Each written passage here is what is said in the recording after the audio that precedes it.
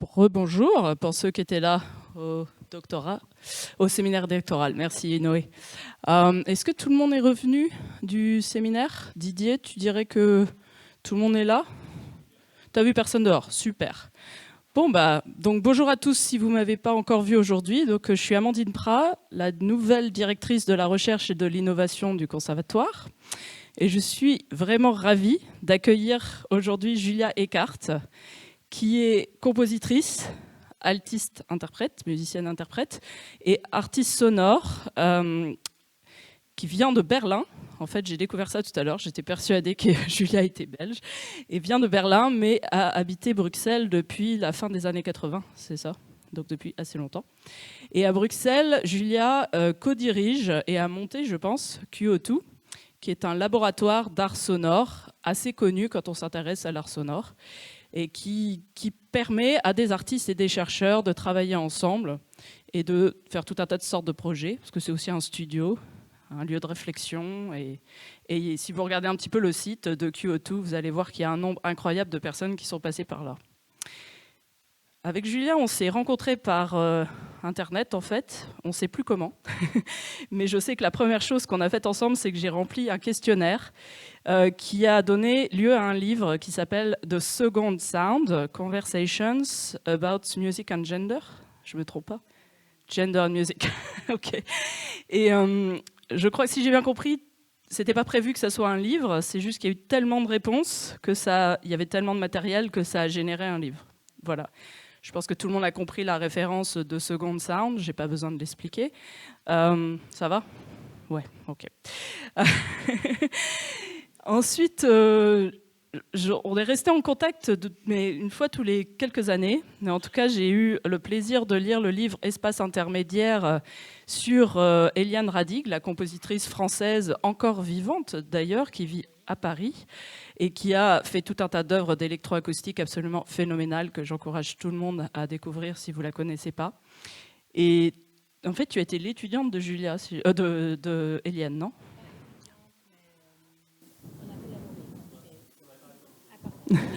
Donc, je ne suis pas étudiante, mais donc depuis, je pense, 2011, j'ai été une des interprètes.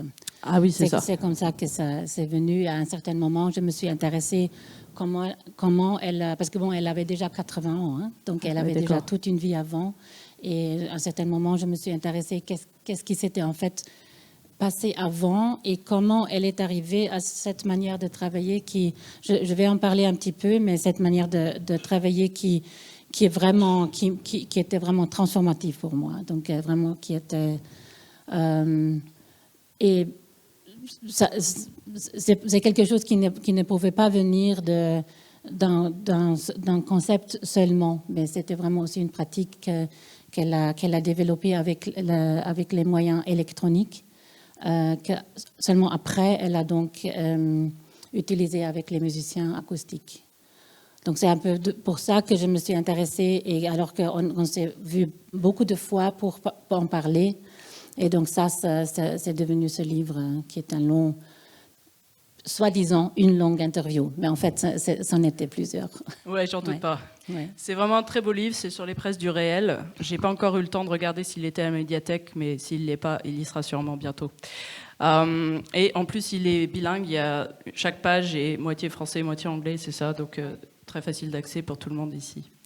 Voilà. Et enfin, donc Julia a édité aussi des livres avec des chapitres de différents auteurs, etc. Et le tout dernier, que tu n'as pas édité, mais tu as un gros rôle là-dessus. Enfin, en tout cas, je reconnais qu'il y a beaucoup de liens entre les gens de QO2 et tout ça. Ben, je connais tout simplement vraiment bien Irene. Ouais, voilà, donc ça, c'est en fait une collection de textes dont tous ces textes existaient déjà avant. Donc, c'est pas vraiment nouveau, mais ce qui est nouveau là, c'est l'assemblage. L'assemblage de ces textes, qu'elles ont fait. Oui, et donc c'est un recueil qui parle beaucoup d'art sonore. Il s'appelle Bodies of Sound, Becoming a Feminist Ear. Et le concept de Feminist Ear vient de Sarah Ahmed, peut-être certains d'entre vous la connaissent, qui a écrit un livre très bien mais très difficile à lire qui s'appelle Complaints, sur toutes les plaintes d'agressions sexuelles et de violences sexuelles dans les universités. elle-même était à l'époque prof universitaire. J'ai commencé à lire le livre, je l'ai arrêté au bout de 10% parce que j'étais prof et j'ai dit si je continue, je vais quitter mon travail. Donc voilà. En tout cas, donc elle a développé ce concept, pas du tout dans un contexte musical ou d'art sonore, c'est ça que je veux faire passer. Et c'est donc repris dans le livre, il y a un texte de Sarah Ahmed et puis c'est repris dans le livre par des artistes sonores, des compositrices. Donc voilà, un livre important qui est sorti en octobre dernier et que j'ai amené avec moi en novembre quand je suis venue prendre mon poste ici et je le lisais un petit peu tous les matins. Et quand j'ai rencontré Didier Rotella, Arthur Engerhardt et Laurent Estopé qui sera sur l'écran tout à l'heure et qui m'ont un peu expliqué leur concept du séminaire doctoral d'aujourd'hui, j'ai dit il faut absolument qu'on ait quelqu'un qui travaille sur ces sujets ici. Et puis du coup, en contactant Julia, j'ai appris que tu faisais une thèse de doctorat en philosophie à l'Université libre de Bruxelles. Donc voilà, le doctorat sacre étant pour des artistes-chercheurs, je me suis dit que c'était vraiment super que tu puisses venir aujourd'hui. Voilà, donc il va y avoir une présentation de Julia pendant, on a dit 40 minutes, c'est ça? Oui, plus ou moins 40 minutes. Je parlerai en anglais. J'espère que ça va. S'il y a des gens où ça ne va pas, alors je peux, après chaque chapitre, faire une petite résumé. Voilà, donc il faudra me faire signe si ça ne va pas. D'après ce que j'ai compris, avec la population du doctorat sacre, il y a des gens qui sont contents que ça soit en anglais. Ok, tant mieux. Et pour les gens du conservatoire, c'est bien qu'on commence à avoir aussi plus de conversations en anglais. J'en profite pour remercier toutes les personnes qui ont permis à cette rencontre de se faire ici aujourd'hui. Nous avons d'ailleurs dans la salle Émilie Delorme, qui est la directrice de cet établissement, qui nous fait l'honneur d'être là. On a Éline Grignard qui a au pied levé, tout réservé et réussi à faire toute l'admin très rapidement. Merci beaucoup Éline d'avoir assuré. Barbara aussi, toutes les réunions qu'on a pu faire dans un temps très très court parce que je suis arrivée fin novembre et tout ça a été fait pour, disons, une organisation institutionnelle. On a réussi à faire ça très vite. Je remercie aussi Alexis Ling qui s'occupe de l'audiovisuel ici, qui a permis d'avoir toutes les installations faites en temps et en heure. Noé Fort qui s'occupe de la captation et qui a aussi pu prendre ce contrat au dernier moment. Voilà, on va écouter Julia. Le deuxième temps sera une modération et je présenterai les modérateurs et modératrices à ce moment-là. Merci. Thank you. Okay, so good afternoon. I would like to speak about a research which do you hear me well? This is a little bit strange. Which I'm guiding since a few years now, which asks about the stakes of the concept of quality in music. Quality originally meaning something like character, disposition, particular property or feature, became a binary concept which is often used to exclude judgments of good and bad, can decide about what music is funded, presented, or valorized, or alternatively condescended, overlooked, and forgotten. Criteria for such judgments remain mostly opaque and shifting, and because of their unclarity can't be discussed or debated.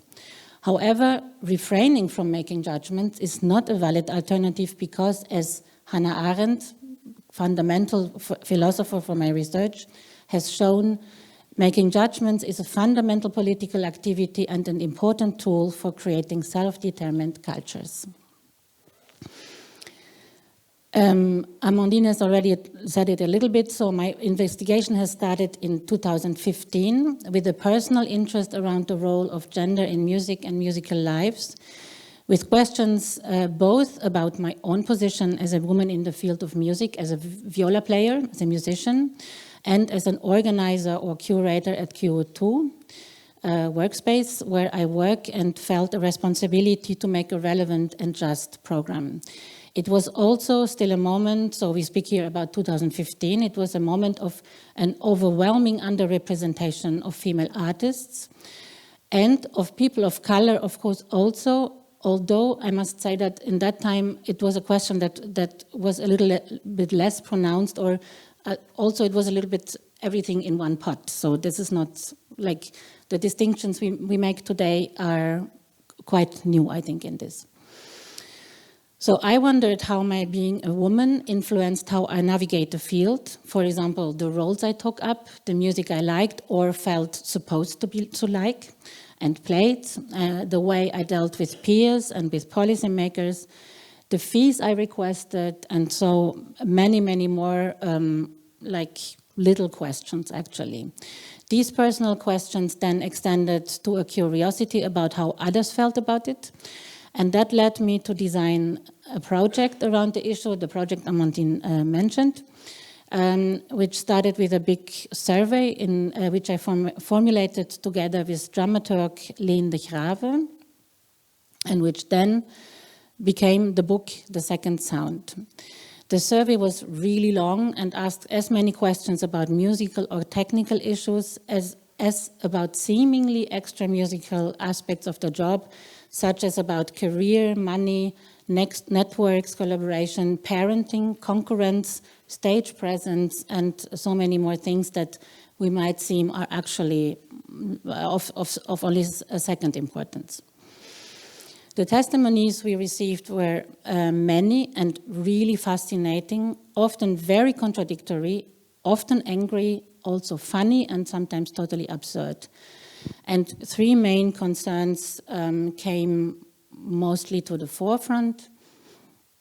Yes, so like there were three, we read through them and we found three most important concerns for people. First of all, the principle of paradigm and otherness, so a male cultural norm which feels really not welcome for those who sort of like are standing out. Then the big importance of networks and collaboration. So music is of course a profession with a lot of human interaction. And there is an almost natural tendency to create community around sameness. That seems to be easier somehow. People like diversity, but they have to cope with the tension of difference. It's like it's an effort you have to make and time that you have to invest. It's also, of course, a reason for the difficulty to make a bridge from study to the working field for many female artists. And then the third, like topical complex almost that came to the forefront was the question about the possibly gendered music. Can you hear gender in the music? These sort of questions. I have no opinion about this myself, so the question was really open, but generated a lot of controversy and especially a lot of resistance. People really did not want to hear about this, clearly. Although, well, they agree that their personality is part of their music, but please not the gender somehow.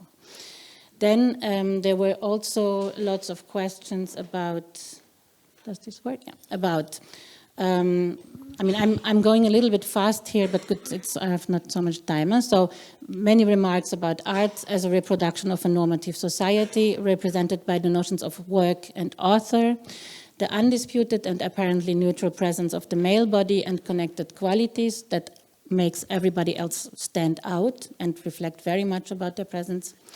The institutions and places in which sound art or music is learned and for which it is created, the approach of the field as competitive and hierarchically structured, the confusion between culture and nature, and of course, the canon. During the preparations, we read and learned a lot, and one writer was especially inspiring for me, who is Lucy Lippard, a writer now probably in her 90s, and who has been writing a lot in the New York of the 60s and 70s. And here is a quote by her that has accompanied me really all along the project, which is from her book The Pink Glass Swan, and which goes like this: art has no gender, but artists do. We are only now recognizing that those stereotypes, those emphasis on female experience are positive, not negative. The sound, It is not the quality of our femaleness that is inferior, but the quality of a society that has produced such a viewpoint. To deny one's sex is to deny a large part of where art comes from. Art that is unrelated to the person who made it and to the culture that produced it is no more than decorative. I think especially this last sentence is a huge truth in a way. So it says, it really asks, what should art be, or what is really art actually, or what is good art, or something like this. So this, it's a bit a shortcut, but this brings me to the core of my talk, namely quality. What is quality in music? How can we define what is good and valuable for whom and when and where? It is a question we should be confronting ourselves with as makers, as listeners, and also as organizers or as curators.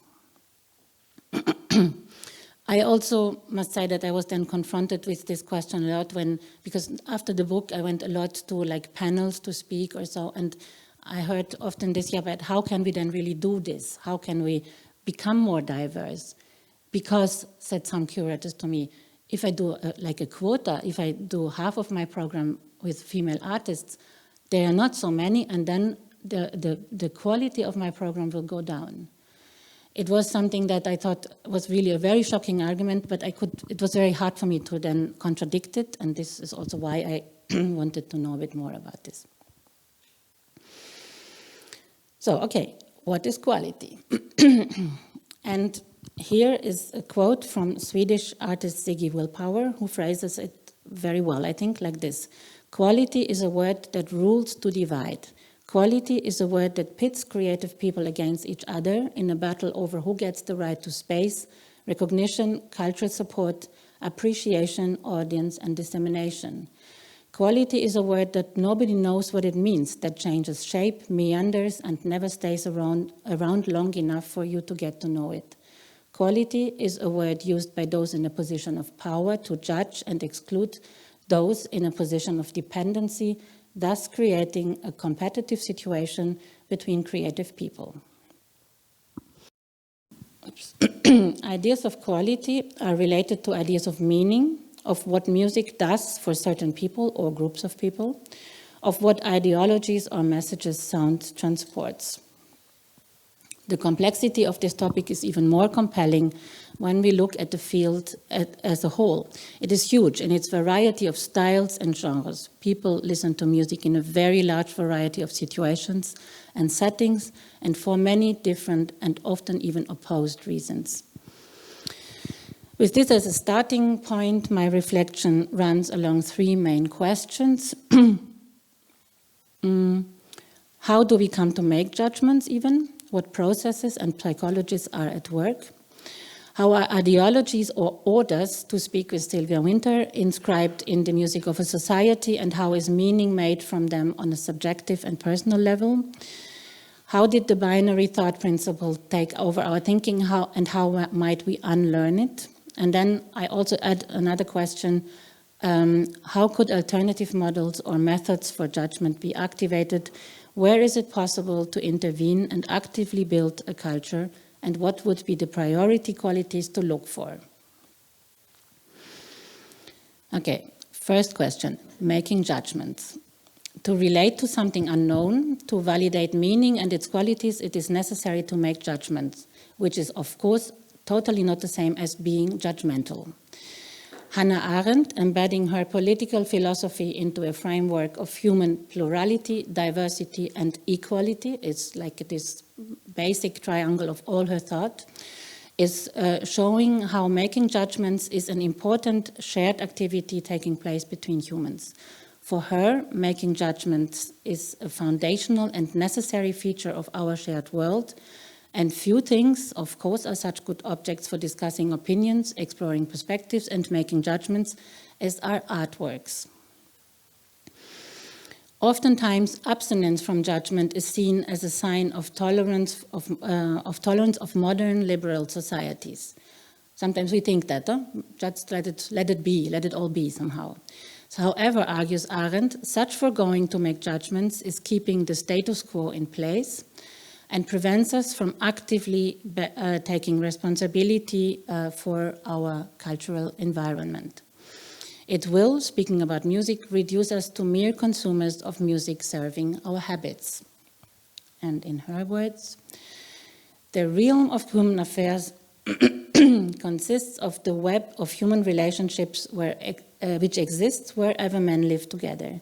The disclosure of the who through speech and the setting of a new beginning through action always fall into an already existing web where their immediate consequences can be felt. I want to quickly contextualize this quote. In Vita Activa, in German it's called, in English it's called The Human Condition, which is Hannah Arendt's central oeuvre. You might maybe know it, I don't know.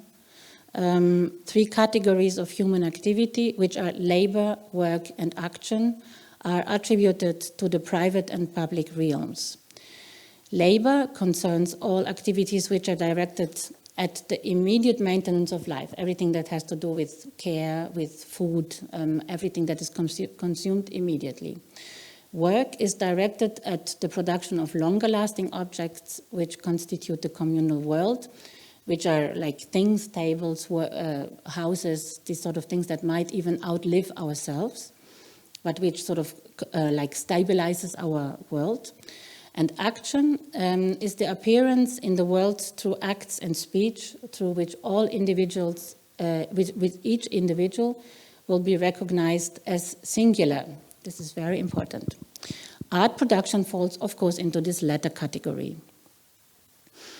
No human can exist without other people, and that implies the need of a space which is constituted specifically for this purpose, which is the political realm. Humans depend on others, not only in their physical needs, but especially for the life of their minds, and sharing opinions and making judgments are important and fundamental activities for the creation of this political realm. Taste and opinions also reveal the unicity of a person, and in this way create kinship at the same time. So, she says, making judgments is very important, but she also asks, how does that actually work? And Arendt explains that to make a judgment, a group of people will first need to debate their opinions, and that is a collective shared activity for which certain human features and processes are necessary. And those are common sense, which is somehow a shared knowledge about general ideas. For example, it's hard for us to talk with each other when we don't have like a basic idea of what I mean when I say a house or a violin or something like this. Then an enlarged mentality, which allows to change perspective, to take somebody else's point of view. This is sort of an availability to understand what other people think and feel. And imagination, which is, as it were, the bridge between the different subjective points of view on the one hand, and the objective fact of the common shared world on the other. Without imagination, we stay in our bubble. The protagonists in the process of judgment are the spectators.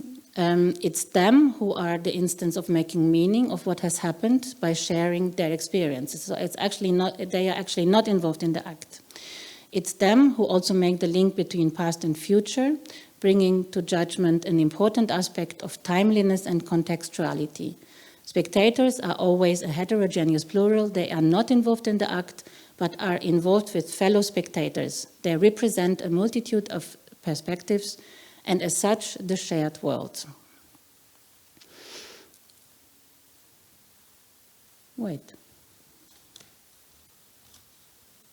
There's one.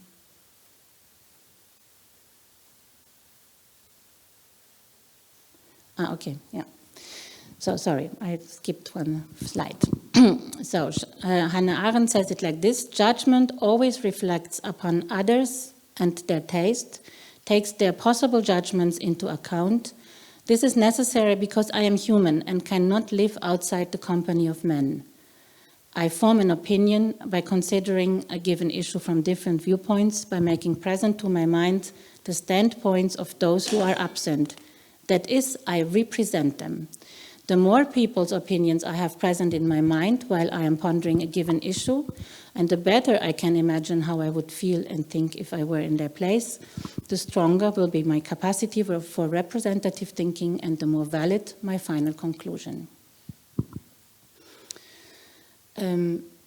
Is it clear enough, or should I translate something? It's good? Okay. Okay, linking this back from philosophy into the musical field, this emphasis on the importance of the spectator has similarity with how in music, since around the last 100 years, the position of the listener and practices of active and responsible listening have been debated. Among many others, also composer Eliane Radigue, that was already mentioned, has developed protocols of listening and uses them as means for composition. I speak here about her because we work together, and so I know her work quite well, but many others of the generation of musicians have been interested in the phenomenon of listening, among which, of course, very prominently Pauline Oliveros. The emphasis on listening in Radigue's case is very closely linked to the discovery and use of sound reproducing technologies, more specifically the microphone and tape machines, because these tools offered her the possibility to observe sound phenomena and be her own first listener when she composed. It's in a way a reverse perspective on music in which the composer is not shaping the sounds, but, as she puts it, listens to what sounds are doing and telling. Working with a tape machine has a different position than working on a piano, because you're maker and listener right at once, and you can immediately also be your own public, almost in real time, I think. So this is a suspension of a hierarchy between composer and his or her material, which has then led her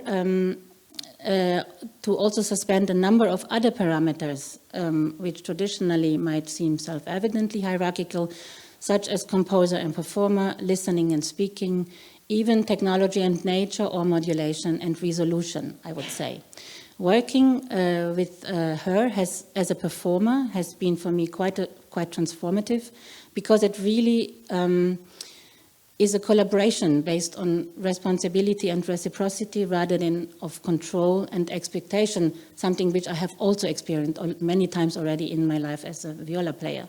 So one might say that she brings feminist thought into practice in her composing method, although it's not something that she ever planned or would maybe even thematize herself. Listening requires availability. A word that I already mentioned actually with Hannah Arendt, the availability to take other people's standpoint into your being or so. And Eliane Radigue uses this word a lot when working with the musicians, and this is a nice quote from her. Listening is the method of obtaining this availability, which is the openness towards what sounds are telling us. It's the quality of the listening one brings to sound that makes it perceptible. It's the listening that makes it our own according to the quality of our attention. If you open your body and your mind to listening with an active attitude, you will draw out very specific things. The condition for listening is obviously different according to the point in time, according to one's state of mind. That's the mirror effect. It's a reflection of one's state of mind in that moment. There exists a means of listening to any sound and making music of it. Eliane Radigue's electronic music has been made first by means of feedback and later on synthesizer. Only when she was already over 70 years old has she started working with acoustic instrumentalists and has applied with them composing methods which she had developed with electronic means during all these 40 or 50 years before. The discovery of electronic music allowed her to experience and observe sound phenomena from a completely new perspective. The inner life of sound, linked to mechanisms of auditory perception, became the basis of her work. Even parameters as melody, rhythm, and tempo are inherent to the sound itself. Melodic lines emerge from the movement of harmonics, rhythms result from interference, and draw polyrhythmic patterns. In a way, the sound makes its own music. As she would put it, I considered sound as an autonomous life that needed to be respected. During the period of research into feedback, I learned not to try to bend the sounds to my liking, but rather to give them a framework. In that sense, I could accept them as they were. This period taught me what I consider to be a respect towards sound, almost an eco-feminist stance, you could say.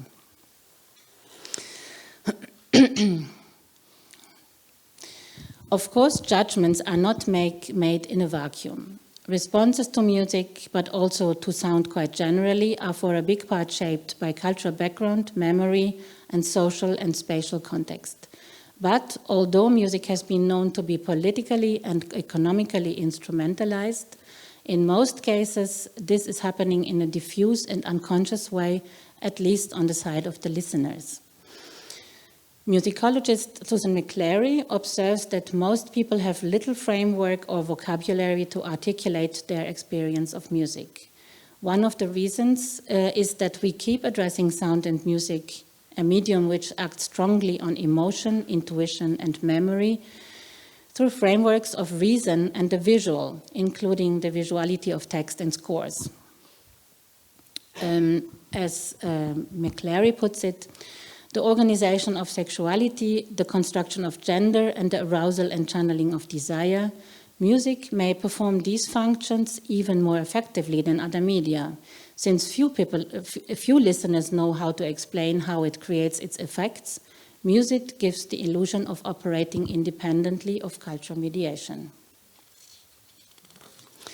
In other words, because we don't precisely understand what music does to us, because it operates, as it were, under the radar, sound has power of control and can install cultural values or a social discourse without the listeners being much aware. Very powerful. For an idea of musical quality, then, listeners, just as well as curators, writers, or teachers, and often the musicians themselves, turn to the canon for confirmation or validation.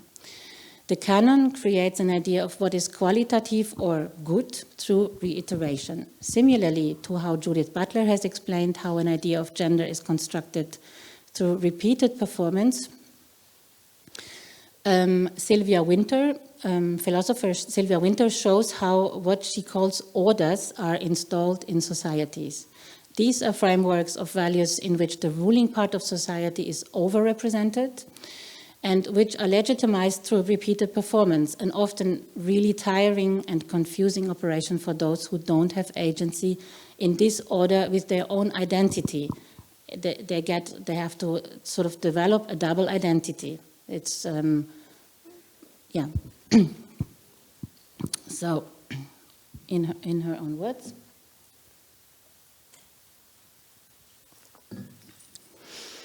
for an order to exist, what I call the articulate section of the population must be normally engaged in at once legitimating and establishing the categories in which this order sees itself and knows itself. But the way an order must know itself is in the adaptive terms that it needs to secure its own reproduction. So what that means is that normally the subjects of the order can never know the order as it really is.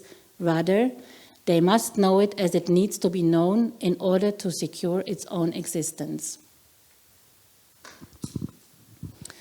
So the question is then, how is music or sound more generally able to reproduce such orders without the possibility to speak in a literal sense? McClary argues that music is in this not different than language. Both serve as, quote, a sort of exchange currency through which a community of people chooses to communicate. Musical conventions have the power to stimulate or repress certain tendencies in such a community, end quote. And just like words, because we know, I mean, this is something we know from linguistics, that words can really shape reality. It's not that they only illustrate it. Just like words, also musical idioms have the power to not only mirror reality, but to shape it as well. Historically, this is always a negotiation between the existing idiom, which is at hand, because of course we have to communicate somehow. We have to use which is that what is present, and their subversion through creative use. And here again, Susan McClary, like any social discourse, music is meaningful precisely insofar as at least some people believe that it is and act in accordance with that belief. Meaning is not inherent in music, but neither is it in language. Both are activities that are kept afloat only because communities of people invest in them, agree collectively that their signs serve as valid currency. I think the idea of a currency is, for me, like really an exchange, a means for exchange. I think it makes it very plausible.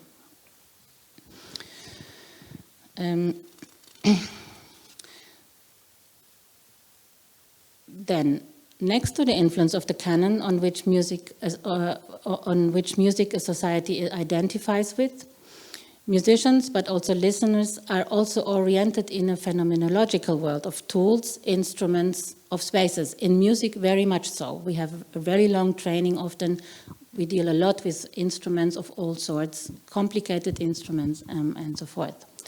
In that sense, technology has always played an important role in music, also before it became electronic, because, I mean, like a piano or so, but even like a concert hall, of course, is a complicated technology.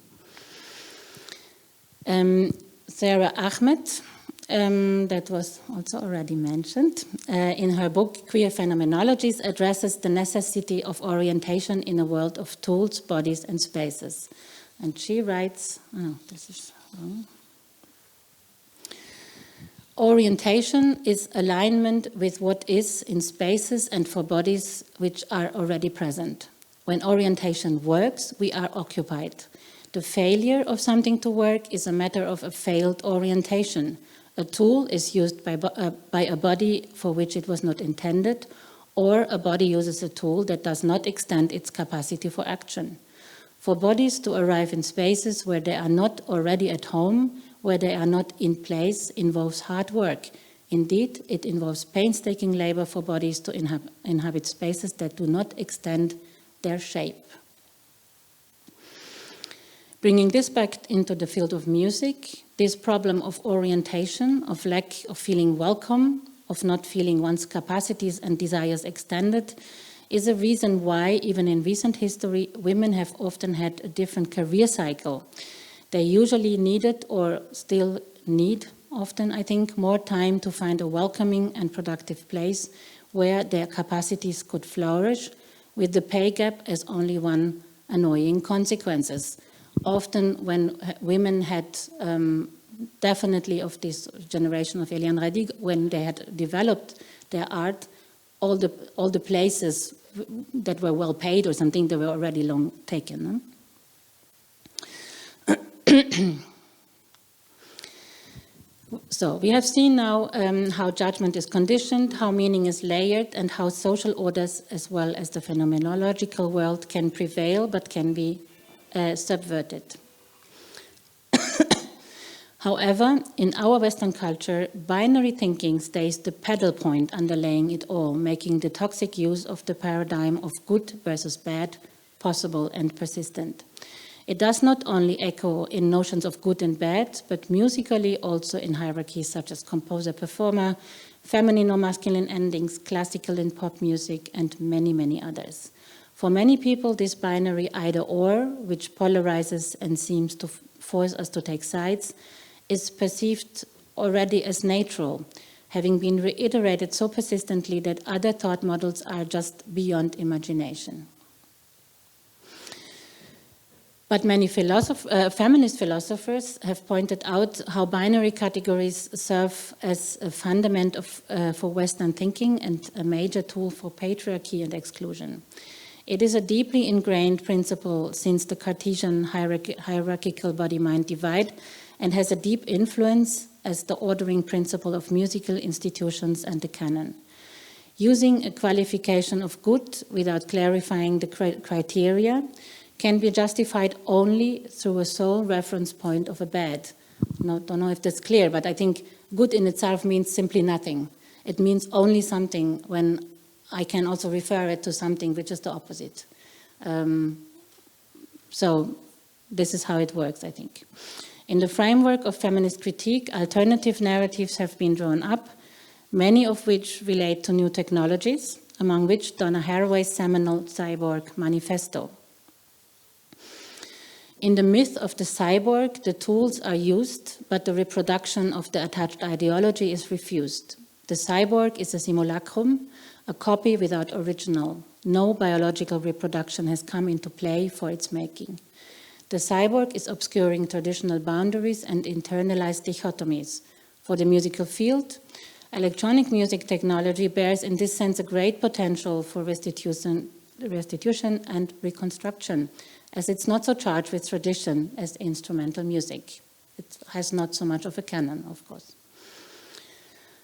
Here a quote from the Cyborg Manifesto: certain dualisms have been persistent in Western traditions. They have all been systemic to the logics and practices of domination of women, people of color, nature, workers, animals, in short, dominating of all constituted as others, whose task it is to mirror the self.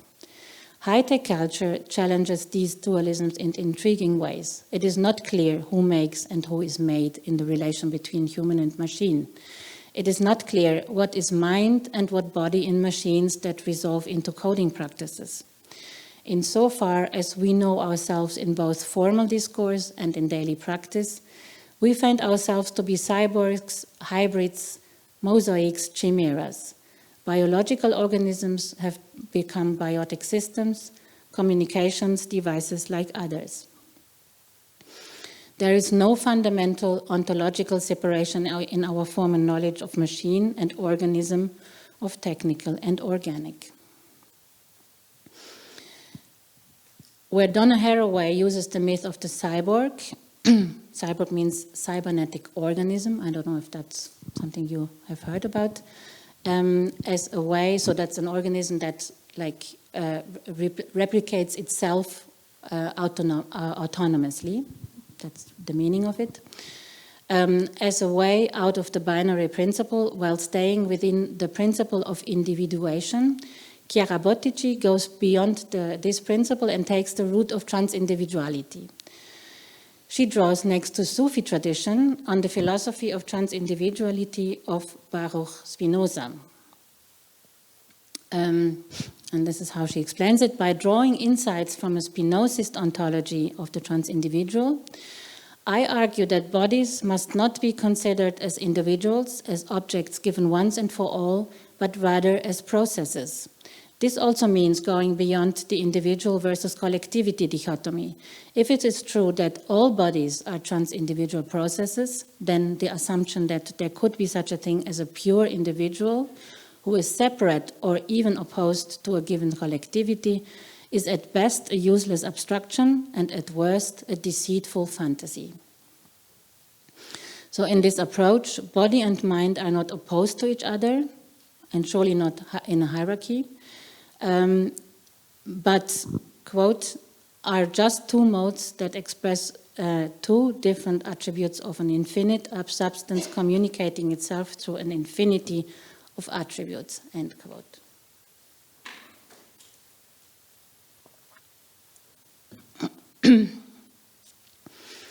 For Bottici, the trope of transindividuality as lived communality echoes in the above-mentioned web of human relationships, which Hannah Arendt defines as the necessary grounding of our actions.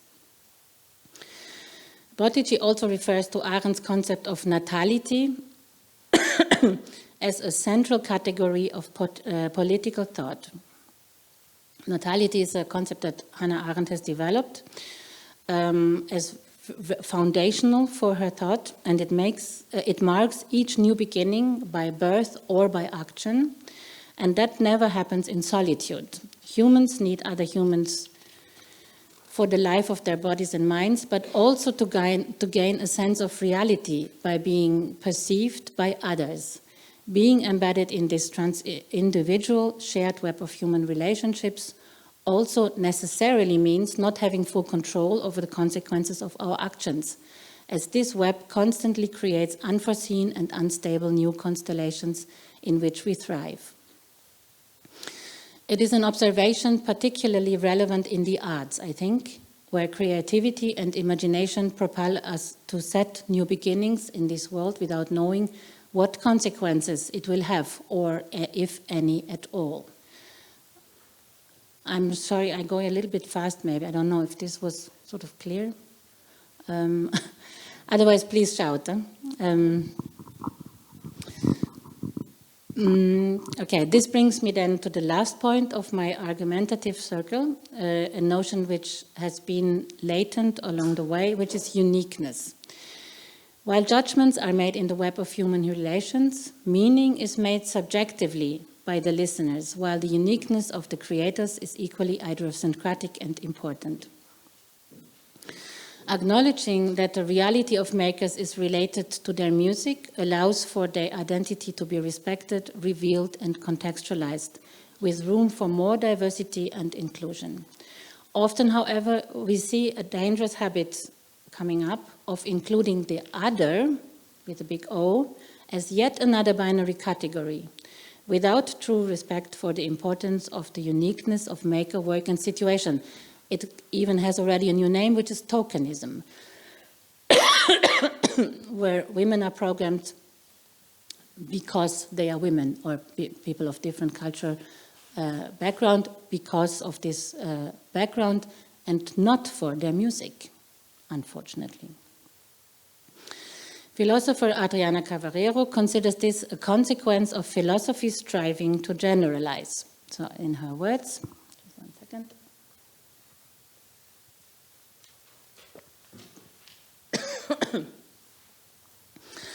Philosophy ought to be more cautious in playing around with the endless game of the other, by continuing to transport the category of alterity into the intimacy of the self. Contemporary philosophy, in fact, produces the inevitable consequence of impeding every serious naming of the other insofar as he or she is an other, a very specific, unique other. And I think music has such tendency to generalize and objectify as well, because somehow the musical field wants to know itself, like here I use the words of Sylvia Wynter, know itself as the highest art because it's abstract, and it's and in this way somehow abstracted from these uniqueness questions. Cavarero uses the voice as a metaphor for uniqueness, which at the same time brings to the forefront qualities proper to the agency of sound. Sound is resonance and acoustic relation, dynamic, physical, transient by nature, in between per se. Especially highlighted in voice are both its uniqueness as well as its reciprocity. Through the voice, Cavarero exemplifies also the materiality of the acoustic sphere, and with it the element of corporeal pleasure, in contrast of ideas of music as being immaterial or abstract. And here I'm almost at the end, and I want to mention that I think here arises a problem which could be considered a curatorial dilemma. How can a model for quality of what is sort of good or valuable music integrate both uniqueness and subjectivity, and at the same time comply with some sort of general validity of quality assessment? I don't have an answer for this, but I think that an inspiring methodology at this point is auto theory, which has been developed by Laurent Fournier, Canadian curator, I think, which bridges uniqueness back into the arts. It creates a bond rather than a separation between the auto and the theory, and valorizes personal experience, often interpreted as narcissism. It's the charge of narcissism which has historically impeded uniqueness from being a valid criterion for artistic quality, especially for female and racialized artists. In her word, writing auto theory is a self-conscious way of engaging with theory and a method of using the body's experience to develop knowledge. Auto theory reveals the tenuousness of maintaining illusory separations between art and life, theory and practice, work and the self, research and motivation, just as feminist artists and scholars have long argued. According to Fournier, the power a specific embodied experience holds is not to shift the particular into the universal, but rather to turn a mirror to society to show it to itself. This is, of course, precisely what art is offering. The mirror presented by auto theory inspires self-awareness instead of narcissism. Fournier emphasizes the difference. There is a distinction between narcissism on the one hand and self-awareness on the other, the two being, by the logic of this statement, mutually exclusive. In contrast to the uncritical narcissist, lacking in cognizant self-reflexivity, is the self-aware person. By being conscious of what they are doing, the person who is self-aware is a different animal from the person who is not aware of their self-looking, namely the narcissist.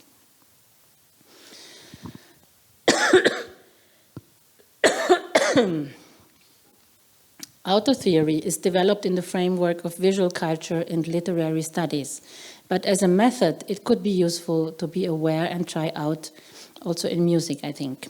In any case, maybe more than a model and criteria for judgments on quality, we would need a method or a protocol with an open end. In this way, it could work towards an idea of quality which is descriptive and self-aware rather than prescriptive or parametric. That's it.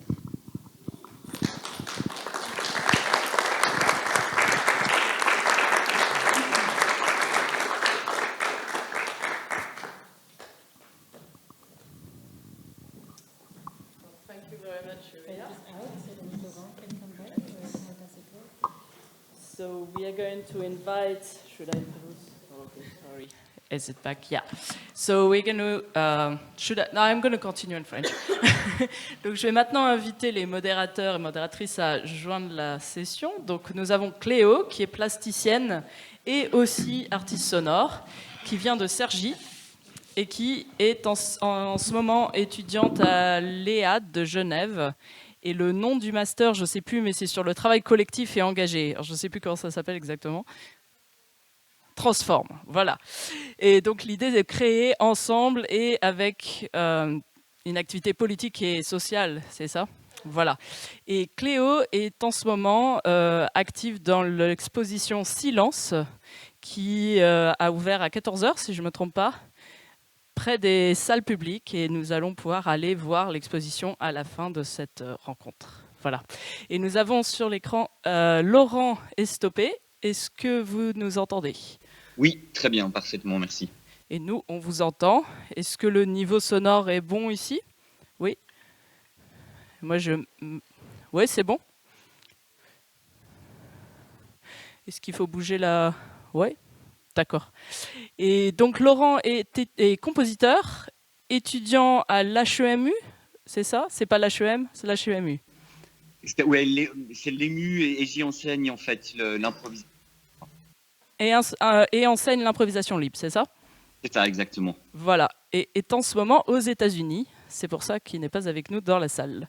Mais la technologie marche merveilleusement bien, donc ça va pouvoir se faire comme ça. Voilà, donc Laurent et Cléo ont préparé des questions et vont donc démarrer cette séance de modération pour Julia. Et ensuite, on ouvrira à la salle. D'accord? Donc si vous avez des questions pressantes, vous aurez l'occasion de les poser. Voilà, je te rends le micro. Merci beaucoup. Est-ce que ça fonctionne? Oui. Ah, super. Alors, il me semble que Laurent avait une première question à vous poser pour introduire un petit peu ce moment de questions. On a articulé ces temps de questions autour de plusieurs thématiques. On va commencer par vous poser des questions sur la notion de qualité que vous travaillez en ce moment. Ensuite, sur votre laboratoire de recherche près de Bruxelles, vous aurez l'occasion de nous en parler un petit peu plus. Et ensuite, sur la notion de balade sonore. Donc, si vous avez des questions sur une de ces différentes thématiques, on ouvrira un petit temps à chaque fois pour parler de manière un petit peu organisée. Je laisse la parole à Laurent. Oui, merci beaucoup, Julia, pour toutes les extrêmement positives réflexions et toutes les méthodes suggérées. Notre première question était, vous l'avez mentionné, vous avez parlé de différents types de musique, et nous sommes curieux de savoir si les méthodes que vous suggérez sont applicables à toutes les musiques, mais aussi de quelle manière. Peut-être en développant un tout petit peu, vous parlez de la relation avec Eliane Hadid. Donc là, on est évidemment dans de la musique vivante, contemporaine, donc qui s'adresse quand même déjà à un certain type de public. Mais maintenant, est-ce qu'on peut imaginer des mêmes facteurs d'influence et de réflexion sur d'autres types de musique, qu'elles soient pop, rock? Je pense par exemple au hip-hop. Je lisais encore que 2% des producteurs ou productrices de hip-hop aux États-Unis sont des femmes. Donc, on voit que là, il y a énormément de travail à faire en termes d'équité, d'acceptation. Donc, est-ce que les choses peuvent être appliquées de la même manière? Je pensais aussi à la musique classique où la notion de jugement, elle passe quand même par énorme forme historique, d'histoire, mais aussi d'objectivité. Et donc, comment est-ce que vous pensez qu'on peut adapter aux différentes réflexions à ces différents types de musique? Oui, d'abord, bien sûr, je suis sûre que cette question s'applique sur toutes les formes de musique. C'est un peu bizarre que je parle dans des... Je ne sais pas trop par où, mais bon. Mais je pense que je vais être un peu critique sur la question déjà, parce que je pense qu'en fait, c'est assez clairement une question qui vient d'un monde musical éduqué. C'est pas par hasard qu'on est ici au conservatoire, parce que je crois que cette musique qui se prend pour sérieux, disons,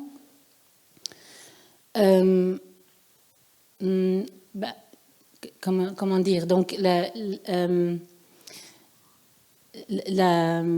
pourquoi déjà cette question quelque part? Pourquoi est-ce que dans un conservatoire on demanderait déjà la question si la pop a besoin de la question de la qualité? Parce que la musique classique souvent se prend pour la plus haute qualité, sans dire quelle qualité. Je ne sais pas si je m'exprime bien.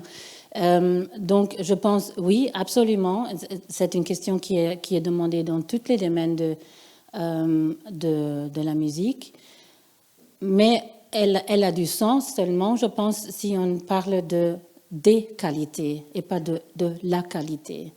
Donc, si on peut parler des qualités spécifiques, donc justement ce que je propose, donc une sorte de méthode d'en parler. Qu'est-ce que tu as ressenti? Pourquoi tu aimes cette musique? À quoi elle te sert? Parce que c'est clair que quelqu'un qui va dans un concert de pop va chercher autre chose que quelqu'un qui va dans un concert de musique de Bach. Donc, oui, je ne sais pas si ça répond déjà à la question. Donc, je pense oui, mais il faut respecter aussi la valeur de chaque musique, parce que chaque musique a une valeur spécifique pour une personne spécifique. Je ne sais pas si ça donne une réponse. Merci. Merci beaucoup. Vous avez presque déjà répondu à la question que j'avais. Oui, je peux la répéter. C'était pour cette question de la qualité, qui est souvent attribuée à des productions culturelles bourgeoises, et on a rarement tendance à déclamer la qualité peut-être d'un concert de pop ou de la culture de masse, comme on dirait, de la culture populaire. Et je me demandais, est-ce que ce terme de qualité ne véhiculait pas quelque chose de peut-être classiste? Est-ce que cette notion de classe, elle est portée dans ce mot-là? Mais justement, c'est effectivement un petit peu ce que j'ai déjà dit, mais je pense que il faudrait peut-être revenir à la signification de base de qu'est-ce que c'est qualité, donc spécificité, nature, caractère, tout ça, c'est en fait parce que nous avons comme appris, je pense, de penser qualité toujours comme bien et mal. Mais je pense que les qualités peuvent être multiples, vraiment. Quel était le début de... donc, est-ce que c'est classiste? Oui. Moi, je pense que ça... Voilà, donc je pense dans ce sens-là, c'est utilisé comme classiste, oui, mais ça ne doit pas être classiste. Je pense que ce serait bien que ce ne soit pas classiste. Je trouve aussi que, par exemple, ça me choque souvent que les arts ou les musiques soi-disant plutôt classiques ont un méregard sur la musique commerciale, parce qu'elle est commerciale. Mais elle est commerciale seulement parce qu'elle n'a pas droit à des subsides. Donc ça, c'est vraiment un petit peu un cercle vicieux, je trouve. Hein, alors on le mégarde pour ce qu'on lui a fait, en fait, quelque part, tu vois. Voilà.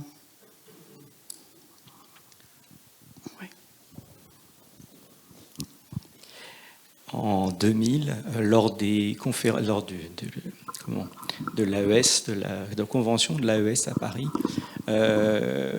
moi et Émilie, nous dirigeons les activités étudiantes et on a tenté une expérience de transformer le concours de prise de son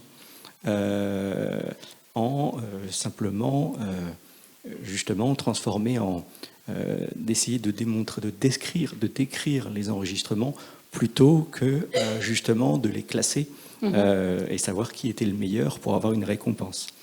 Et on a eu une très très grande résistance de tout le monde, de l'ensemble des étudiants qui voulaient être classés, y compris ceux qui justement savaient qu'ils ne seraient pas forcément les premiers. Et c'est sur cet aspect-là que je voulais vous interroger. Pourquoi, comment on va dire... pourquoi les gens, pourquoi l'ensemble des personnes cherchent absolument à être classées. Donc ça veut dire un chiffre absolu et justement une seule qualité et pas des qualités. Ça, pourquoi les gens voudraient être classés? Je pense que c'est parce qu'on vit dans un système de valorisation comme ça. Hein. Donc je crois que c'est vraiment... c'est peut-être pas non plus aux étudiantes de faire les premiers pas, parce que les étudiants ou étudiantes sont dans une dépendance encore. Hein. Ils doivent encore faire leur chemin, ils doivent être quelque part, se rassembler une carrière, etc. Donc c'est vraiment, je pense, plutôt à ceux qui sont dans le pouvoir. Donc, dans ce sens, c'est peut-être bien d'y résister et voir qu'est-ce qui se passe. Hein. Moi, je trouve aussi qu'il ne faut pas non plus toujours attendre que tout a tout de suite un résultat. Allez, peut-être ça, au premier moment, il y a une résistance. Peut-être après, ils se disent « Ah oui, en fait, c'était une expérience intéressante ». C'est comme je trouve aussi qu'on n'a pas besoin non plus d'aimer tout de suite chaque musique. Allez, il y a beaucoup de musique... je trouve qu'il faut être ouvert à l'écoute, qui ne me fait rien, que je n'aime pas du tout, etc. Mais après, peut-être après un temps, je peux comprendre un petit peu mieux, après que quelqu'un m'explique pourquoi elle ou il l'aime bien. Donc, pour beaucoup de choses, il faut aussi prendre du temps, je crois. Mais un peu connaître l'histoire, je crois, les origines des notions. Donc, souvent, on prend des notions comme... moi, je connais pas mal de gens qui disent oui, mais the world is binary. Et voilà, non, c'est pas vrai. C'est pas vrai, c'est juste qu'on l'a appris comme ça. Alors là, on confond. C'est un petit peu comme il y a une personne qui a dans l'enquête. Hein, alors elle dit oui.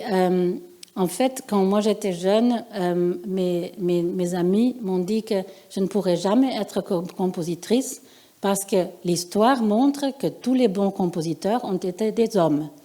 Alors bon, ça c'est vraiment, par exemple, cette confusion entre culture et nature. Donc, donc c'est une culture, mais elle a tellement persisté qu'on la prend comme si c'était naturel. Mais je pense que, bon, comme ça, il y a vraiment beaucoup de choses et beaucoup de notions qu'on peut un peu interroger. C'est surtout ça, moi, je trouve. Et ce genre d'expérience, moi, je trouve qu'il faut toujours les faire. Il faut toujours un peu aussi challenge the people.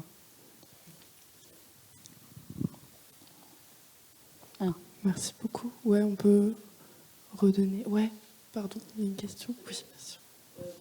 Tes haut-parleurs est trop faible. Hein? Ok, on peut peut-être passer à la suite parce qu'on a un temps un petit peu limité. Alors, je laisse la parole à Laurent. Je laisse la parole à Laurent. Est-ce qu'il y avait encore des questions peut-être sur ce sujet? L'idée, c'est de passer ensuite plutôt sur le QO2. Donc peut-être s'il y a encore deux questions, ça vaut la peine de les prendre. Oui, il y a des questions. Une petite question. Merci beaucoup. Du coup, moi, c'est une question, remarque. Do you prefer I speak in English? Non, ça va. Non, pas de problème. Ok, ça marche. Du coup, merci beaucoup. Et puis, sur ce sujet-là, je note plein de trucs. Et moi, je vais rebondir sur la question de Laurent et votre réponse. J'aime bien cette question. Laurent, moi, je ne sais pas si je l'ai compris dans le même sens qu'elle était posée.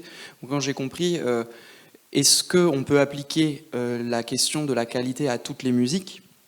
Il me semble que la réponse que vous avez donnée était, entre guillemets, presque évidente, attendue. On se dit, bah oui, la qualité, on peut la poser, bien entendu, pour toutes les musiques. Mais ce que je crois qui était caché dedans, c'était de se dire quelles sont, du coup, selon le type de musique, peut-être les méthodes qui permettent de mettre en évidence ces qualités. Et est-ce que, selon le type de musique, on va utiliser la même méthode pour mettre en valeur, mettre en lumière ces qualités ?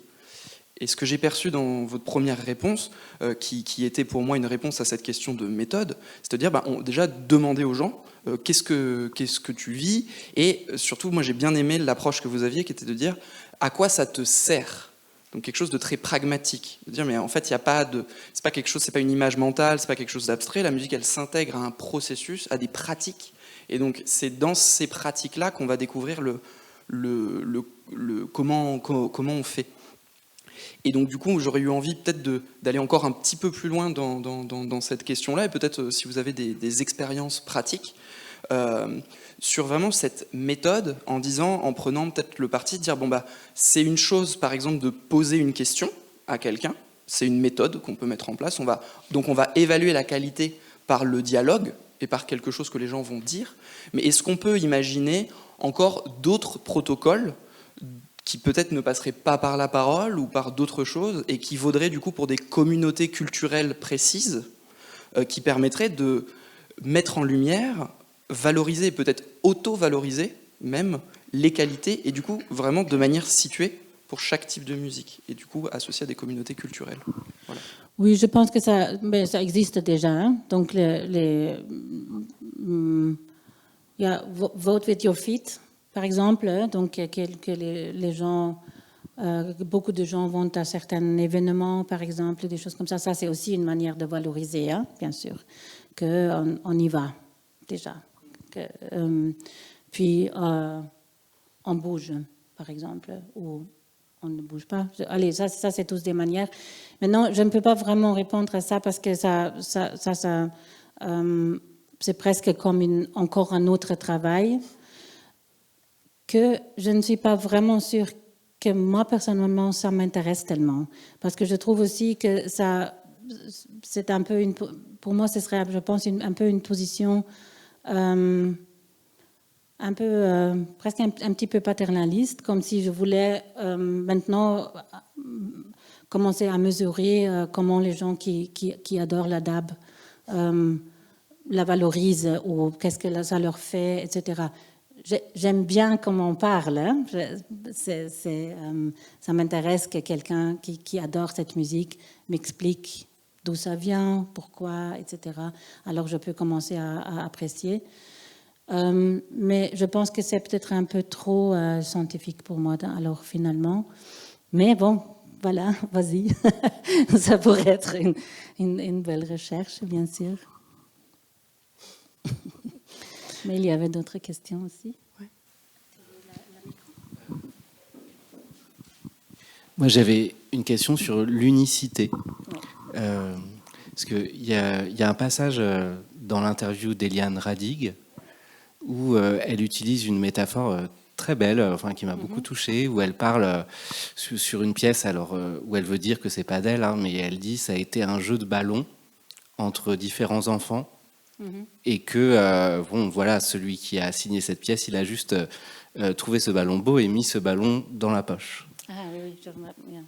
Et je trouve que dans cette image-là, il y a le côté collectif et circulant de l'invention musicale qui existe très bien. Et j'ai l'impression qu'il met en tension quand même ce principe d'unicité, en tout cas dans la manière où il s'incarne dans la signature, par exemple, pour la musique écrite, qui a quelque chose de très central. Et oui, voilà, comment est-ce que cette unicité-là, alors j'ai peut-être pas très bien compris quelque chose dans l'idée de trans individualité là-dedans. Enfin, comment est-ce que même il n'y a pas quelque chose entre le fait de juger collectivement quelque chose et le fait que même ce qu'on signe, c'est une émanation collective, et ça ne veut pas dire que ça n'a rien d'individuel, mais enfin voilà, comme vous avez dit. Mais est-ce qu'il n'y a pas quelque chose dans, enfin voilà, une petite tension à regarder par là? Donc la question est sur comment l'unicité envers la transindividualité. Comment est-ce que vous pensez l'unicité dans le caractère collectif de l'invention musicale? Oui, en fait, donc ça c'est quelque chose à quoi je ne pouvais plus toucher parce que c'était un peu trop, hein, mais je pense que justement, on pourrait se dire que l'idée de l'unicité pourrait peut-être être presque opposée à l'idée de la transindividualité. Mais en fait, c'est pas du tout vrai. Hein. Donc, en fait, ça c'est très, très complémentaire. Donc, justement, la transindividualité, comme c'est décrit ici par donc, Bottici, bon, elle se base un petit peu sur Spinoza. Ça c'est un concept connu, parce que Spinoza donc dit, c'est aussi un philosophe des Lumières, donc dans les Lumières où on a soi-disant développé cette idée. C'est un peu notre idée maintenant qu'on pense, ah oui, c'était de là qu'on a cette idée que the body is slave of the mind, quelque part. Hein? Donc, cette dualité. Body and mind, je ne sais pas trop en français. Corps et esprit, exactement. Mais Spinoza était un philosophe des Lumières aussi. Et lui, donc, dit, en fait, tout est Dieu est une substance. Et tout ce qu'il y a est en fait des dérivatifs de cette substance. Et de là, il dit qu'en fait, on est tous des dérivats et donc on reste tous aussi connectés parce qu'on est tous faits de cette... C'est un petit peu bouddhiste presque aussi, hein, donc tout est connecté. Et alors, pour mon idée, et aussi donc Bottici aussi l'explique comme ça, que dans cette connectivité, justement, il y a de la place pour l'unicité. Donc là, justement, là-dedans, je peux vraiment être moi-même sans devoir toujours dire, ah oui, je fais partie de cette côté, je fais partie de cette côté, je suis femme, je suis telle, je suis telle. Et donc, je pense que cet exemple est en fait belle, et c'est un exemple qu'on peut aussi trouver souvent dans la musique électronique, mais aussi dans la musique folk, où on fait ensemble, mais cette idée de octorialité n'est pas tellement importante, en fait. C'est vraiment... Octorialité, on dit authorship? Autorialité? Autoralité, oui. Donc, qui est l'auteur? Que chacun met un petit peu son... et voilà, si on aime bien, on le met dans sa poche. Donc, là, justement, je trouve que ça, c'est quelque chose, c'est une approche qui permet vraiment de... Peut-être aussi, c'est par exemple une manière de faire ensemble et de juger ensemble sans vraiment trop parler. Qu'on juge ensemble dans le sens qu'on s'intègre ou pas, quelque part, hein, dans le jeu. Je ne sais pas si ça donne une réponse un petit peu. Ouais. Autorat. Ah, ok. Super, merci beaucoup. Et maintenant, on voulait vous poser des questions sur votre espace de recherche et création à côté de Bruxelles. Dans Bruxelles. Dans Bruxelles. Oui. Voilà, et Laurent avait une question un petit peu plus spécifique sur cet endroit. Oui. Julia, votre français est parfait. On avait dit que c'était en anglais. Si vous ne vous sentez pas piégé, si vous voulez répondre en anglais, évidemment, sentez-vous libre de le faire. Donc en fait, oui, donc par rapport à au Q2 à Molenbeek-Saint-Jean, le lieu nous paraît extrêmement intéressant, particulièrement inspirant pour la recherche-création, parce que c'est un lieu qui nous semble différent et alternatif des lieux culturels habituels. Et est-ce que vous pouvez nous le décrire un peu plus et décrire la vie de ce lieu? Oui, je peux. Dans cette vision, s'il vous plaît. Oui, donc c'est un lieu de recherche, oui. Ça s'est émergé d'un ensemble de musique. Donc, comme j'avais dit, je suis altiste. Au début, on jouait de la musique des amis ou des compositeurs qu'on aimait bien. De plus en plus, on a travaillé en projet et aussi en procès et aussi en recherche. Et depuis 2006, on a une subside chaque fois par 5 ans, donc ça veut dire qu'on a aussi un lieu. Donc d'avoir un lieu, c'est super, c'est très important aussi. On peut vraiment décider comment on lui donne forme, qui on invite, etc. On a, c'est pas énorme, mais on a donc la place pour 2 résidents toujours. Donc il y a toujours un international et un local. Et ces artistes sont invités à faire une recherche. Donc, ce n'est pas une recherche pour un projet, pour une production, mais vraiment une recherche plutôt un peu générale sur... il y a beaucoup d'aspects qui peuvent être recherchés dans le son, comme on peut s'imaginer. Alors, de ces résidences, sortent souvent des thématiques qui sont un petit peu, soi-disant, dans l'air. Donc, on peut voir que, en même temps, il y a des gens qui s'intéressent aux mêmes thématiques. Pour l'instant, c'est le DAB, intéressant. Mais aussi, qu'est-ce qui reste toujours très, très intéressant, c'est travailler avec l'environnement dans différentes manières. Et alors de là-bas, on développe souvent des projets, parfois des publications, comme par exemple le livre sur la marche sonore. Oui, je ne sais pas, j'en ai pas trop parlé. Et on a depuis 5 ans aussi un festival par an. Donc les festivals sont aussi avec des thématiques pour donner aussi la possibilité à tous ces résidents de revenir, de se rencontrer, parce que chez nous, ils sont un par un, et aussi d'explorer un peu plus en profondeur certaines thématiques, peut-être. Alors oui, le genre, ça a été beaucoup thématisé, surtout aussi par mon propre intérêt. Et oui, voilà, donc on a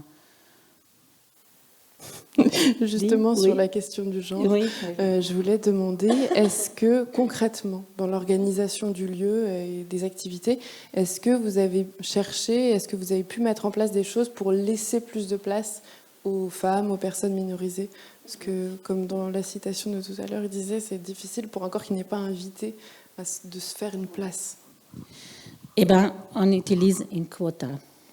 Oui, parce que je trouve un quota, c'est vraiment un instrument très utile. Et je trouve vraiment les gens qui me disent je ne veux pas être invitée parce que je suis femme ou parce que je suis noire, je leur dis toujours, mais imagine toutes les fois que tu n'as pas été invitée à cause des mêmes raisons. Alors, on utilise la quota. On n'a plus vraiment besoin. Entre-temps, ce qu'il faut bien dire, c'est que une quota homme-femme ou non-binaire, c'est assez facile. Une quota sur culture background, tout ça, c'est déjà un peu plus difficile. Parce qu'on ne voudrait pas être intrusif non plus. On ne peut pas commencer à dire d'où vient ta grand-mère, des choses comme ça. Non, on rencontre ça parfois, hein, qu'on doit faire des choses comme ça. Et alors là, je trouve qu'il faut un peu plus le faire intuitivement. Mais il faut donc aussi bien dire que si on organise comme ça des résidences de recherche, mais non, ok, on prend ce risque aussi dans le festival, hein, mais c'est vrai que pour une résidence de recherche, on peut complètement se permettre de dire on invite cette personne, elle a fait une proposition vraiment très très floue, on est vraiment curieux, mais on ne sait pas du tout qu'est-ce que ça va donner. Ça, on peut se permettre, et souvent, c'est justement les recherches les plus intéressantes. Mais ok, hein, c'est pas que là on a une crainte que quelqu'un va nous dire the quality goes down, quelque chose comme ça. Hein. Donc ça, voilà, donc ça c'est un peu comment on le fait. Et je crois qu'il faut vraiment aussi être, comme je disais déjà avant, hein, il faut vraiment être ouvert aussi à des choses que au premier vue on n'adore pas, par exemple, hein, que il faut un peu laisser la place aussi pour connaître, pour être ouvert. Oui. Si vous avez des questions sur cet espace de recherche et de création, ça peut être le moment. Non, pas tant. Bon, n'hésitez pas à revenir si vous en avez. Et je voulais demander aussi comment ça se passe pour porter des projets justement qui sont engagés. S'il y a une idée d'un projet qui sera engagé au sein de l'institution, comment est-ce que ça se passe? Comment se passent peut-être les dialogues? Et quelle est votre place là-dedans? Comment peut être le dialogue? Je ne sais pas, avec les personnes qui font la recherche, par exemple, si elles ont un projet, comment ça se passe le dialogue avec l'institution? Est-ce que... Tu veux dire comment eux, ils nous font des propositions? Oui, voilà. Ou elles? Oui, non, vraiment, on fait ça par un call. Oui, un par an. Parce qu'on avait au début, c'était un petit peu quand ça venait, etc. Mais après, on a vu, oui, un jour, tu es de bonne humeur et tu acceptes tout le monde et l'autre jour pas. Alors ça, c'était pas très juste. Donc, on fait maintenant avec un call par an. On accepte plus ou moins 10 internationaux, 10 locaux, parce qu'on a seulement une chambre pour loger. Oui, il faut nous faire une proposition. Vraiment, ça quand même, il faut essayer. Normalement, on n'a pas vraiment de thématique. Maintenant, par exemple, oui, on est dans un projet européen. Là, il y a une thématique qui est l'appropriation de la technologie, un peu assez large. Comme ça. Super. Il me semble que Laurent avait des questions pour vous sur la question de la balade sonore, sur laquelle il travaille aussi beaucoup. Et qui fait aussi écho évidemment à l'expérience que toutes et tous avez vécue ce matin. Donc en fait, vous l'avez mentionné bien sûr, la question de est-ce qu'un son ou une musique peut être ou doit être spécifique à un genre. Donc là, vous donnez des réponses, entre autres, dans l'article que vous aviez écrit, Art has no gender, but artists do. Mais dans la situation d'une balade sonore, évidemment que le corps est mis en action visuellement et social, ce qui révèle justement le genre de la musicante. Pensez-vous que ceci incite à une conscience différente dans ce type d'expression musicale?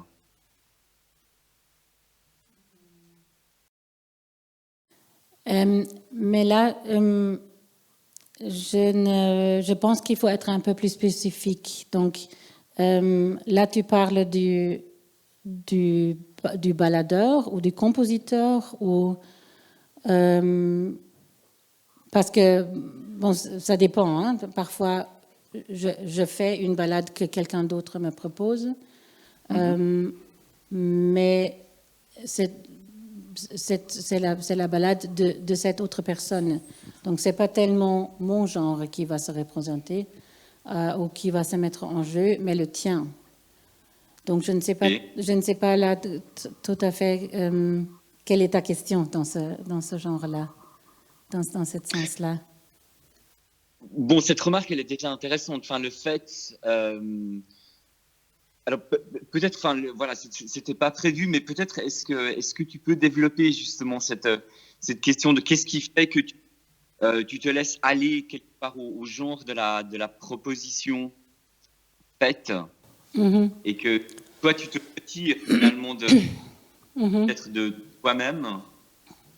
Bah, c'est sûr que pas chaque proposition de balade sonore me mettrait en confort, disons. Hein. Donc, moi, comme femme, je n'ai pas peut-être envie de me balader partout. Je me sens peut-être pas toujours en sécurité.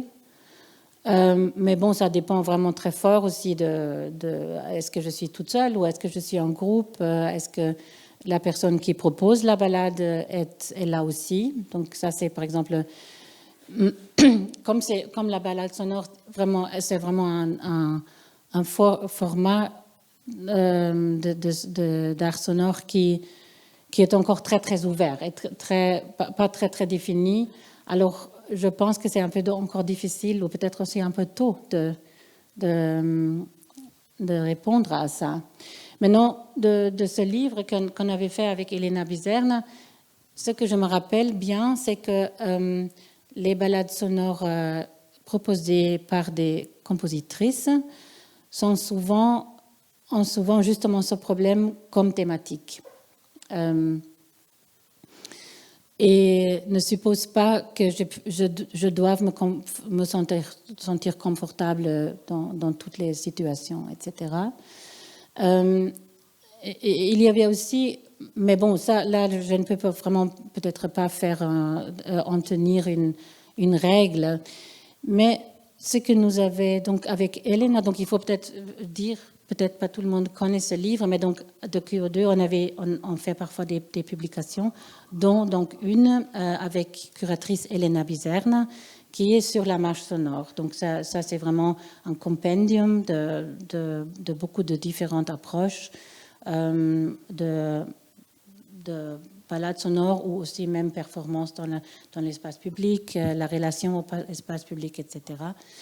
Et quand on a commencé à ça, en fait, elle voulait d'abord faire un livre, et elle l'a fait aussi avec les presses du réel, un livre Walking from Scores. Donc, vraiment un livre que des partitions, donc vraiment quelque chose sur papier. Et alors ça, on n'a pas fait parce que justement avec notre politique de diversité, on trouvait que c'était très très dur de trouver cette manière de balade sonore, ce format fait par des femmes. Donc ça c'était intéressant, c'était vraiment presque que des hommes qu'elle avait proposé là-bas.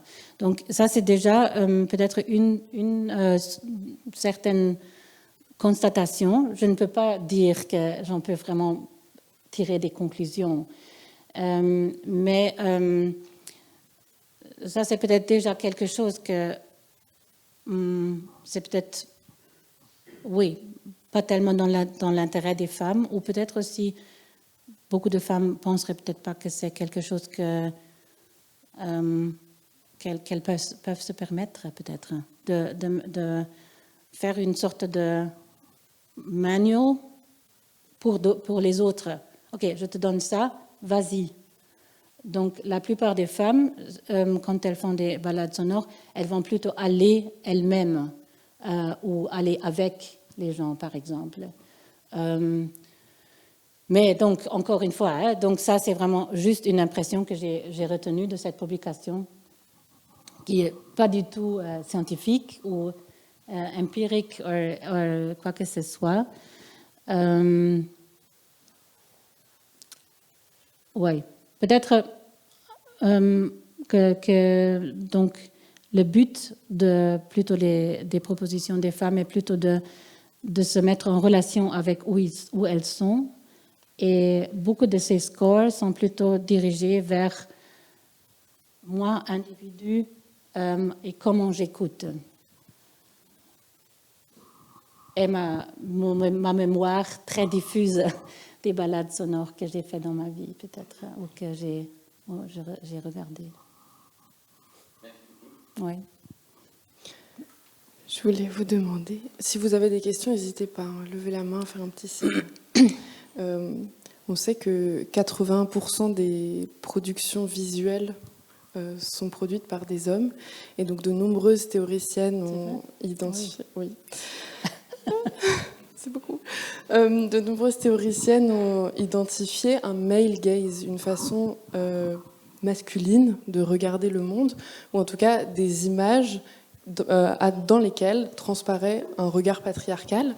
Et je me suis posé la question de est-ce qu'il y aurait quelque chose de symétrique pour le son ? Est-ce qu'il y aurait quelque chose comme ça dans l'écoute ou dans la façon de produire du son qui serait patriarcal ? Et du coup, est-ce qu'il y a une issue à ça, comme on a un female gaze, un queer gaze qui apparaissent ? Est-ce que c'est quelque chose qui existe et qui vous parle ? Ça existe sûrement, je pense. Ça doit exister parce que, comme toute production culturelle, c'est un peu ce que j'ai essayé de montrer avec McClary, etc. Que, ok, ce qu'on produit est toujours produit en contexte. Et alors, on parle toujours avec l'idiome, la langue qu'on connaît, qu'on a appris. Et bien sûr, c'est une langue musicale qu'on a appris de cette société dans laquelle elle est dedans. Mais je pense que, oui, il y a... peut-être justement comme ça, c'est un peu moins définitif que dans le visuel. C'est un peu, on sait moins bien mettre le doigt dessus. Alors peut-être il y a aussi plus de flexibilité de faire autrement. J'espérerais, parce que je crois que ça donne la musique donne vraiment, je suis sûre, des possibilités de dévier de ce qu'on a appris. Et famous example, bien sûr, c'est que quand il y avait eu donc les instruments musicaux électroniques, on sait bien qu'en fait, ils sont presque tous développés pour hyper-patriarchy, pour la guerre. Hein. Donc, tous ces appareils comme le synthétiseur, etc. Donc, ils sont tous en fait des accidents qui sont issus des expérimentations pour la télécommunication pendant la guerre. Et alors, il y a toute une génération de femmes qui se sont mises là-dessus, qui les ont utilisées et qui ont été capables à ce moment-là de vraiment en faire leur territoire musical de leur envie. Au début aussi parce qu'il n'y avait donc personne ne savait quoi en faire et il n'y avait pas de canon aussi. Donc, comme Eliane, elle me l'a expliqué, qu'en fait, elle ne savait pas du tout ce qu'elle faisait là-bas. Donc, elle entendait bien que c'était un son intéressant. Qu'est-ce qu'elle devait faire avec cette machine? Elle ne le savait pas. Il n'y avait pas de canon à quoi se comparer. Et en plus, elle n'était pas sûre que c'était de la musique qu'elle faisait. Et elle voulait aussi ne pas le discuter. Et bon, maintenant, il y en a beaucoup de ces femmes qui ont travaillé dans cette manière. Et malheureusement, souvent, on les a découvertes quand elles étaient déjà mortes. Mais bon, c'est vrai que maintenant aussi, on construit sur cet héritage. Hein, donc, il y a beaucoup de possibilités qui tout d'un coup, semblent possibles, semblent de la musique, et qui peuvent être pas seulement utilisées par les femmes, bien sûr. Mais bon, c'est quand même une autre musique qu'on fait. Je pourrais penser et espérer, je pense. Voilà. Oui, vous avez...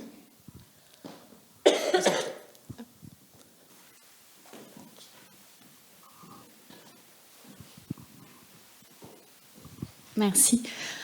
J'ai une question qui revient peut-être au début de la discussion, mais vous avez cité Donna Haraway, et je trouvais ça intéressant parce que votre livre, il semble porter donc sur la question de la qualité, du jugement, etc. Et j'imagine que vous avez peut-être été confronté souvent à la critique du relativisme, ce à quoi a toujours été confrontée Donna Haraway et Sandra Harding aussi dans la Standpoint Theory. Et je trouvais intéressant justement quand vous disiez que c'était les qualités et que la question de la qualité demeure, même si on l'a souvent utilisé trop comme une manière de définir le bon et le mauvais, le réutiliser d'une autre manière. Je trouve intéressant de savoir que on ne tombe pas pour autant dans le relativisme quand on dit que on doit décentrer notre regard en fait, ou notre écoute. Et je voulais justement vous entendre là-dessus sur savoir si c'est quelque chose des résistances que vous avez pu avoir vis-à-vis de ce livre qui vous a été renvoyé, la question du relativisme. Mais relativisme dans quel sens? Dans le sens de tout se vaut.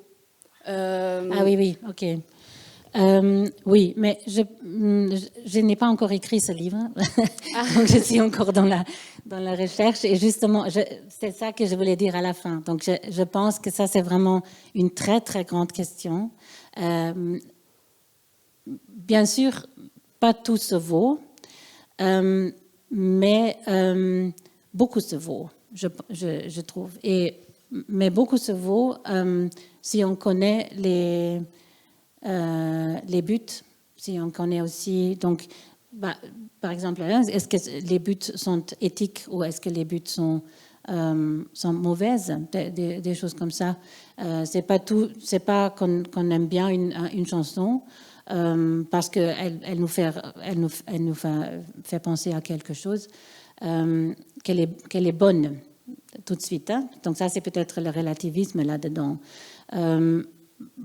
Mais bon, je n'ai pas vraiment une réponse encore.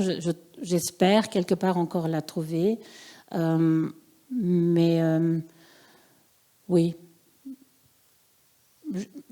En fait, jusque-là, je vais vraiment juste surtout dire que comme on l'utilise maintenant,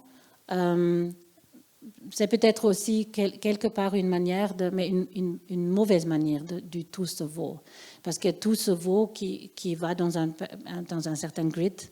Il y a beaucoup de musique qui est composée dans le style de, où moi je dirais, c'est vraiment pas du tout de la bonne musique. Hein. Mais voilà, donc il faut vraiment, je pense, en parler beaucoup aussi.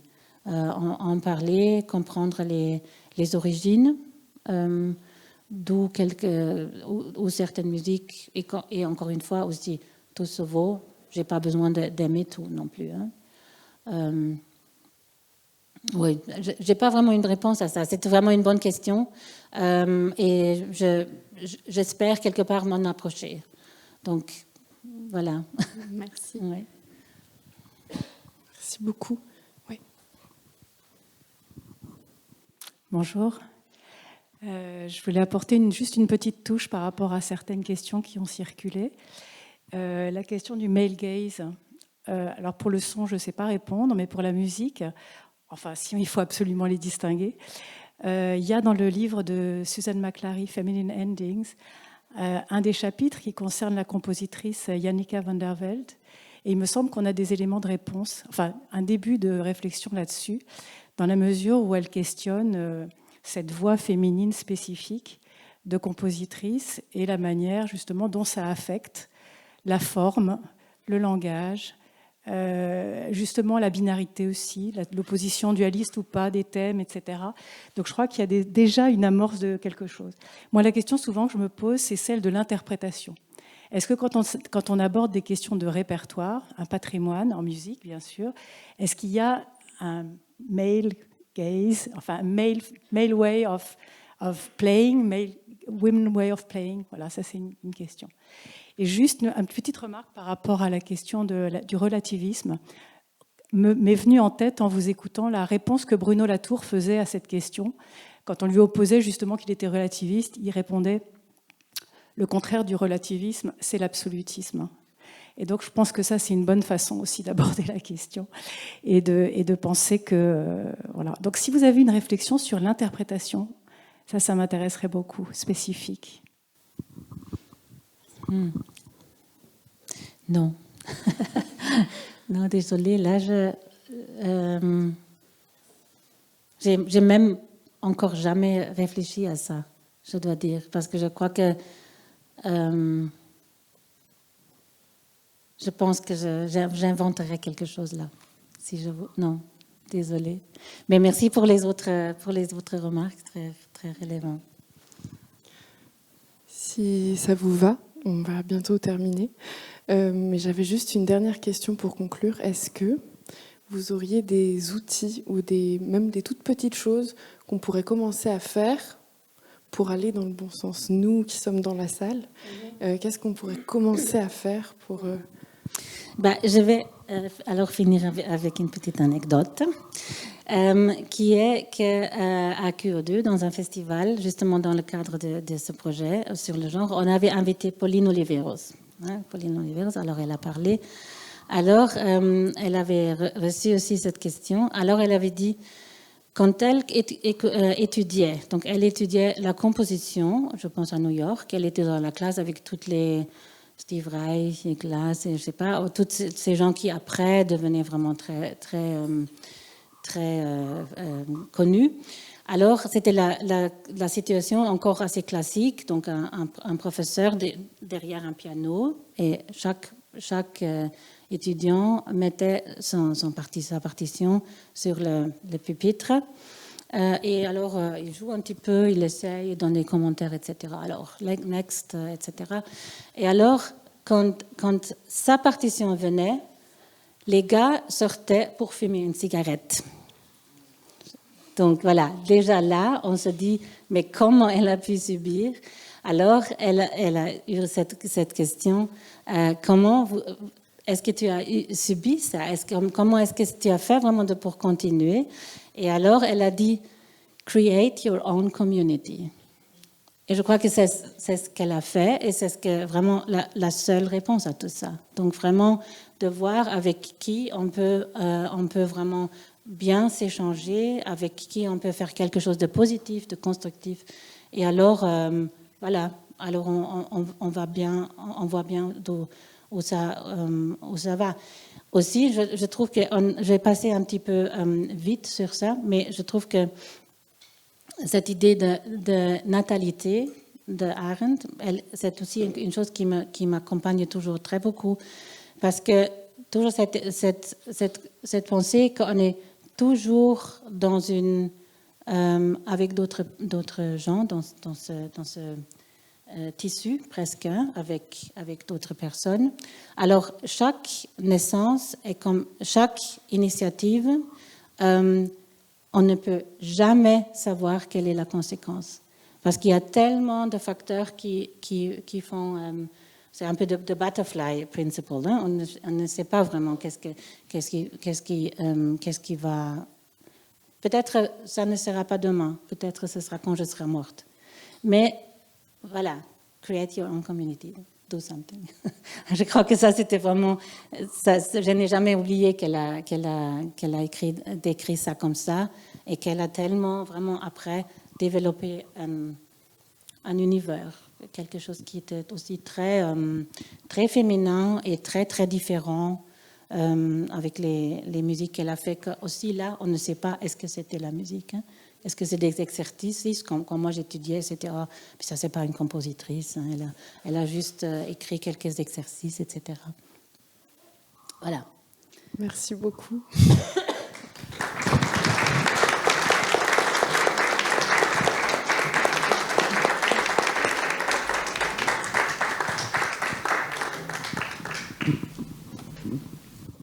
Alors, merci beaucoup. Un grand merci à Julia pour cette conférence vraiment très éclairante avec beaucoup de références qu'on a envie de lire ou de revisiter si on les connaît. Et merci beaucoup à Cléo d'avoir accepté, je ne sais pas ce que je fais avec le micro là, d'avoir accepté de faire cette co-modération. Merci à Laurent d'être là depuis très très très tôt ce matin pour toi, avec le décalage horaire. Et puis, merci à tout le monde qui a participé à l'organisation. Je tiens à le dire, on ne fait pas ce genre de rencontre sans une vraie mobilisation de tout un tas de personnes. Je voudrais remercier Arthur Massé, qui s'était occupé de tout un tas de choses logistiques, dont le fléchage pour arriver jusqu'à la salle. C'est idiot, mais c'est utile. Et trouver des chaises aussi au dernier moment. Merci beaucoup, Arthur, c'est très apprécié. Et merci encore une fois, service audiovisuel, toutes les personnes qu'Alexis a mobilisées aussi pour l'installation. Merci à Noé. Et merci à vous tous d'être là. Ça me fait vraiment plaisir de voir un public mélangé au niveau des origines des écoles. Enfin, c'est vraiment chouette. Et puis des disciplines représentées du conservatoire. J'ai vu un petit peu tout à l'heure. Je me suis dit, ouais, c'est bien d'avoir ces personnes toutes dans la même salle. Donc, c'est super. Voilà. Donc, on va se diriger vers l'exposition. Peut-être que certains ont besoin d'une mini-pause quand même. Et on va se diriger vers l'exposition. Je vais laisser Cléo être notre guide pour ça, si ça va. Voilà. Parce qu'en fait, si vous n'êtes pas du CNSMDP, restez près de nous. Parce que pour aller vers les salles publiques en ce moment, c'est un parcours compliqué. Donc voilà, restez près de nous. Et je crois qu'il va falloir faire 2 groupes. Si j'ai bien compris, il y a une jauge dans l'expo. Pardon ? 15 personnes, voilà. Donc du coup, on va y aller, puis les gens peuvent discuter en attendant de rentrer dedans. Combien de temps tu dirais que ça prend de visiter ? 20-30 minutes, voilà. J'imagine quand les gens sortent, d'autres peuvent rentrer, enfin comme les expos, quoi. Voilà. Et voilà. Donc on va se retrouver. Moi, je vais peut-être attendre un peu devant, et puis je te laisserai emmener Julia, et puis j'irai après avec le groupe ou quelque chose comme ça. Ouais. Ok. Voilà. Donc, merci encore. Peut-être que vous pouvez donner un petit coup de main pour les chaises, pour que ça soit pas trop lourd. Arthur, si tu peux, ou quelqu'un, ou je sais pas, Alexis, tu sais qu'est-ce qu'il faut qu'on fasse pour les chaises ? Il faut les mettre à un endroit particulier. Sur les chariots qui sont là derrière, c'est ça ? Ouais, ok. Donc voilà, ou au moins les amener pas trop loin, comme ça on fait ça rapidement. Merci beaucoup d'avance, c'est vraiment gentil. Voilà, et puis si je vous revois pas d'ici ce soir, bon retour chez vous et à bientôt.